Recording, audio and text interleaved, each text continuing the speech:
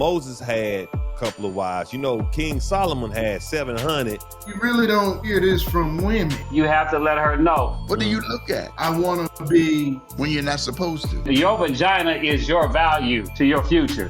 wife number 2. And find it sexual. But women should be looking for financial security in that relationship. Or I want to be wife number 3. And if you done gave it out, you done gave away your future. That by itself is demonic. What's going to happen if you die? All 5 of y'all going to split his car? I hear it more from men. Justify their love. Making sure your sister, your niece don't get caught up in this pimp game of Israel. If a church over here at New Birth, if they did that, would it be a problem? It would be an enormous problem, having multiple wives, of course. This I say then, walk in the spirit, and ye shall not fulfill the lust of the flesh.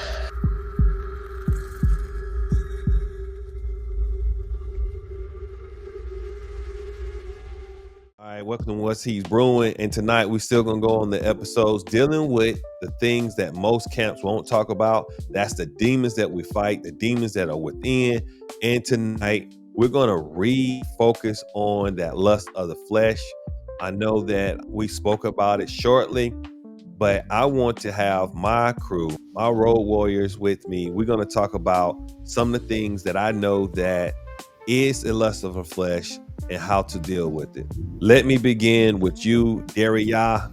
When it comes to the lust of the flesh, do you think the lust of the flesh is dealing with multiple wives? And I'm just being honest. You tell me what your thoughts are. Do you think that's part of why people are excited about knowing they're Israel? Because now I can literally go from 1 wife to 7. What's your thoughts on it? Well, that's almost a leading question, Vic. But I do believe that. I believe it is the lust of the flesh. These young men can get with a woman and she buys it because she's been sold it already. He doesn't have to put much work and effort in to be able to do it. That's part of being Israel. And now he can have her, and then he doesn't have to do anything legal on paper. So there's really no contractual binding to hold him to it. And therefore he can have his cake and he can eat it too. And he don't even have to, and he gonna say it's not even his birthday. Well, the following question with you, D. Why do you think, for whatever reason, why do you think the women of the world won't do it?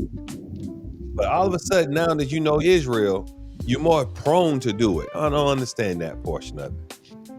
It's called a spirit. It's a spirit that is in Israel that has bewitched the daughters of Zion. And they have fought. It's no different than when the woman of that spirit over those sororities. And now, because she wants to be in the sorority, she let every guy from the fraternity go through her. Wow. It's a spirit. And that spirit is strong in Israel, where you saw them standing in defense for themselves in the world. One man, be faithful to me. The old cheater. They combine with one another. But with Israel, they prep the others to be another one's wife. Michael, land back on this now. Do you think that's am I off? Or do you think that's the lust of the flesh they dealing with when they're trying to?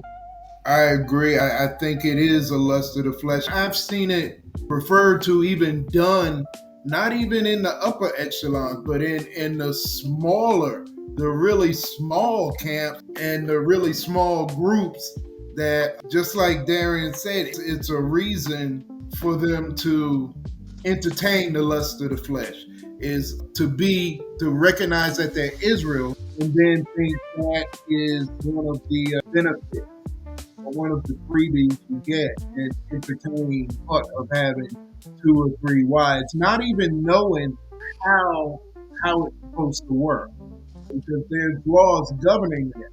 That's not of interest. It's just the fact that the lust of the flesh, they want 2 wives, 2 women that they can have at the same time, 3 or 4, whatever the case may be. So land backing on that, Bishop. Yes. Do you concur? Or do you see different? Is that the No, lust of the flesh, or is just Vic, y'all off? The Bible no, says it's okay. there is such thing as the lust of the flesh. As a matter of fact, Eve was the first victim, as far as we can read in the Bible. She had lust of the flesh, she did lust of the eyes, and she did the pride of life to bring down Adam. I hope the ladies out there don't get angry. If you do, direct it toward the moderator. No, but you kind of skated over the question, though. You skated I over know the question. that. All right, let I, me get. I want you to stay on topic now. The question becomes when we're dealing with Israel. This is the thing what we understand. Okay. Israel don't do no wrong. We don't do no wrong. We Only keep told these you that. laws, we keep these statutes, we keep these commandments, and we hard in the paint when it comes to these churches. And ain't nothing wrong with it if they wrong. But I'm saying, if a church over here at New Birth, if they did that, would it be a problem if they did what the camp's doing, having the multiple wives? That's what I want to know. I'm asking you that if you're coming from that background. So It would be a definite problem. It would be an enormous problem having multiple wives. But of course, we know the meaning of lust of the flesh does not have any kind of hinkling or hint or give you that inkling or hint of anything that would produce multiple wives in a situation. Completely out of sorts. Help me understand that. Bring me home, because I'm thinking it ain't nothing but lust of the flesh. It's nothing but lust. Okay. Is separate from spirit. It takes a trigger, again, to ignite these things that are already within you. If you, it's like lust of the eyes. What do you look at?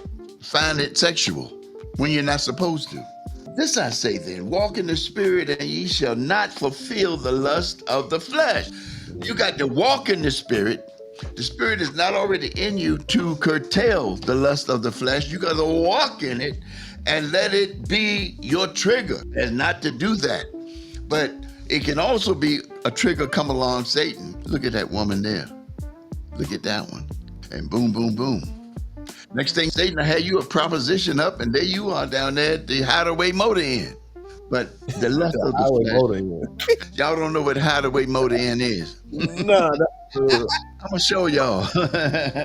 But the meaning is the key, sir.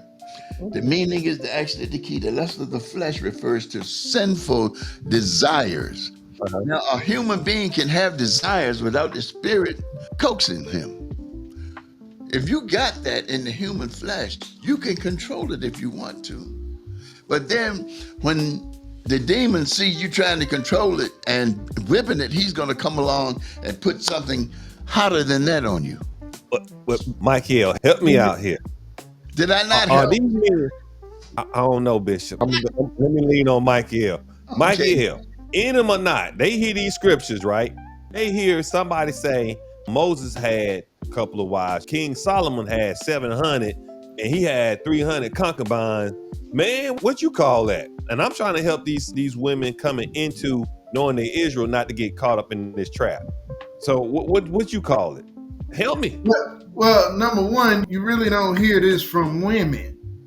I hear it more from men trying to justify their lust. I never really heard the women come along and say, well, I want to be wife number 3. It's always been the men who speak, well, this is my number 1 and this is my number 2. So as far as they step into this without the knowledge.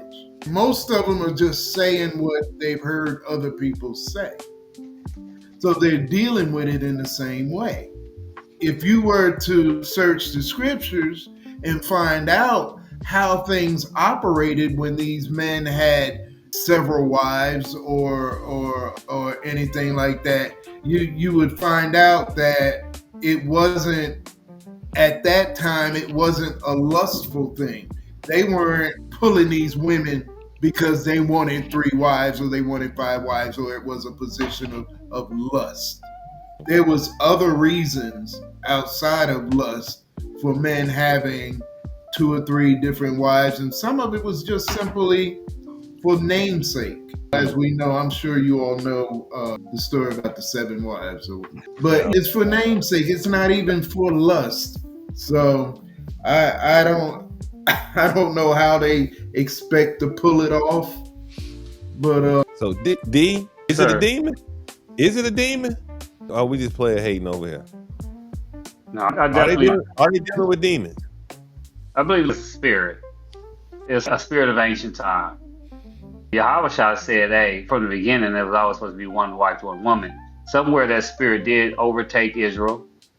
They bought it, and they had to, it was so strong that Moses had to regulate it, couldn't even throw it out. Hey, we just got to regulate it.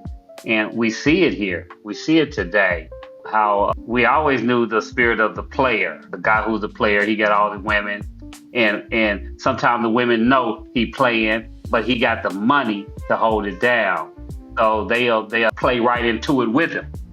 Now you have Israel, where these guys that have these multiple wives, the women have bought into. There's a shortage of men. At least he know the truth. Elder, or he's high status and position. His position makes my position look good. We sister wives, we don't have to do this together. They can help me with my kids. I help them with their kids. We build an organization, and we're gonna find clout, and we're gonna be recognized. So a lot of the things that play into that spirit helps to make that presentation acceptable to these young women that are buying into it.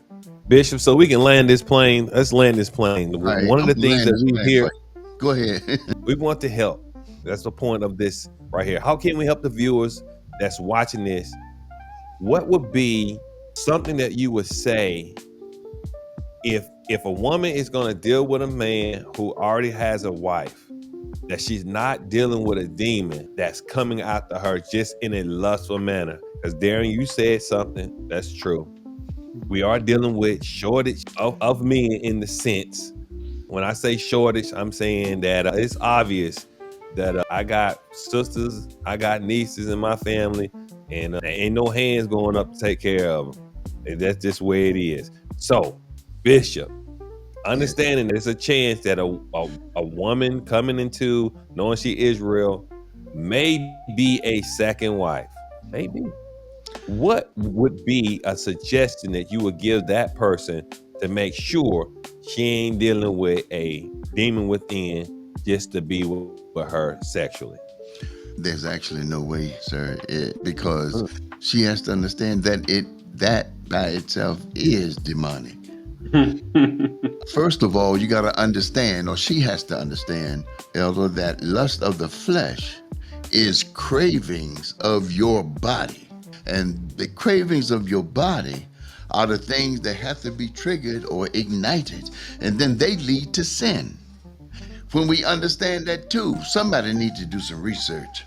Now, when you're looking at things that the lust of the flesh, some of those women, I can't just put my finger on what it is that caused them to want to do that. I can't yet. Maybe in some later broadcast, perhaps. But right at this moment, I can't, because all I can look at is the things because they look good to them. Flashy riches may be a part of it. Maybe the sex comes second to them. Maybe they like the prestige of being in the king's house, or whatever the case may be. Desiring one another's spouses is probably the biggest culprit.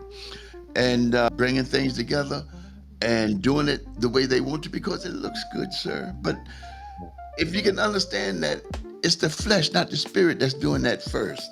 The lust of the flesh is the lust that comes from you, from your body. It has to be ignited in order for it to be effective. Now, help identifying ways to overcome lust. What scriptures used in the battle against it. I guess we'll do that next. Huh? No, go ahead. We'll start with you, and then we'll round it out. How do you come back that? Now, we're still talking about the man, but I'm really wanting to help for the women. How do they keep from getting hooked into this? You said ain't nothing they could do. No, I didn't say it was nothing they could do now. I didn't say it that way. But here's what I do think. It's hard to explain what they should do. We know the end result, but where's the roadmap to tell them how to get there? Michael, you got a suggestion? How you, Darren? But Michael, you got one? No, I don't. All that's in the world. Remember, the word says, John 1:2, for all that is in the world, lust of the flesh, lust of the eyes, and the pride of life. Give me some faith without works. What we got? Faith without works. Give me something. What you got, DP? Well, I had a statement I was going to make. I don't know what you mean by give you some faith without works. No, I said give me some faith with your works. No, not without. The scriptures state that it's men that whore out our women. All right, and the only way to, when there's a hole, you have to cover it so it won't be no hole. And so we have to cover our women. A lot of our women don't have coverings. That's why they can fall right into that trap. So you got a young woman that you're covering, you have to let her know that your vagina is your value to your future. And if you done gave it out, you done gave away your future. You have to let them know that what is the financial security in this? And that is the truth. Well, women should be looking for financial security in that relationship. What's going to happen if you die? All 5 of y'all going to split his car? Who gets the car? So you got to be able to say, hey, I need financial security in this thing moving forward. And that's going to be his test. Because that means he really has a lot to sacrifice to prove that I love all these women, and this is going to be my investment in regard towards making sure that they're taken care of when I'm no longer here. These women, he died, she's going to go to the next husband. Darren, that's a mic drop. Mic drop. I definitely agree with what you're saying, and that is so true when it comes down to making sure your sister, your niece, your sister-in-law don't get caught up in this pimp game of Israel. And the way they're getting protected is to listen to a man who desires them to be in their best position. And you're right. The best position would be provided for. And I think we miss it sometimes. And I'm not saying, listen to me guys when I say this, the Bible does speak on what lust is, temptation is, you flee from it. But sometimes we don't know how to put it in practical use in order to tell somebody what to do to make sure they ain't get in it. And I think the way you do it is, for example, if you got a niece under the age of, let's say, 13, or even a niece who never had sex before, and she can be as old as 40, you can tell her, hey, I'm going to find you an appropriate suitor. I'm going to go look for him. And you do it. And then you mate them. And I really do mean that. And it's as a throwback as that sounds like, but that's exactly what it was. The fathers made it their daughters. And that's it. Because at the end of the day, you want to make sure that your daughter don't boomerang back to your house. Especially not with no grandkids. And I see you out there chomping at the bit now. I had you was the first at bat. Now you want to clean up. I want to try to close it out. But I'm gonna let you clean up now. You better come with the come with. And this you better come with the come with, Bishop. I don't know whether you're gonna like it or not. Nevertheless, we talking about the women and so forth, but we got to understand what the word does say. Let's not make your daughters be a whore by the way you dress them when they're young and when they're this and that and the other. And it goes for Israel too, because there's more Israelites that don't know that they're Israelites than there are that know that they're Israelites. So those women are getting that treatment and they growing up in their little skimpy pants and so forth and following their mama from project to project. It's messing things up, and it ain't gonna stop if you don't start from the beginning. We talking about somebody that's already 13, 14. You know what I mean? Sometimes that's going to be impossible to deal with. It is. You got to start when they're young. And if you don't start, think about it. What chance do you have? You don't have no chance. Bishop, you know what's different, though? What's that? I'd rather you be a hoe and you don't know you Israel than a hoe in Israel. Yeah. That's basically what we're seeing here tonight. Yeah. And we're seeing a whole lot of hoeing going on in the name of I'm Israel. All right. But at the end of the day, that's a demon. I'm saying it. I'm saying it here right now. And I'm telling you, if you in the camp or you even in the church, at the end of the day, know your worth. Darren has told it to you, women. Your worth is your value, is your virginity. And men, don't make our daughters of Zion into prostitute. If you're serious about them and you truly desire them, make them your wife. Now, I'm going to be honest with you, whether it's 1 or 2 or 3 or 4, at the end of the day, if you say I do, you're responsible. Know your worth. You can subscribe. Hey, join us if you want a certain topic to talk about. We're here. And at the end of the day, what's he brewing?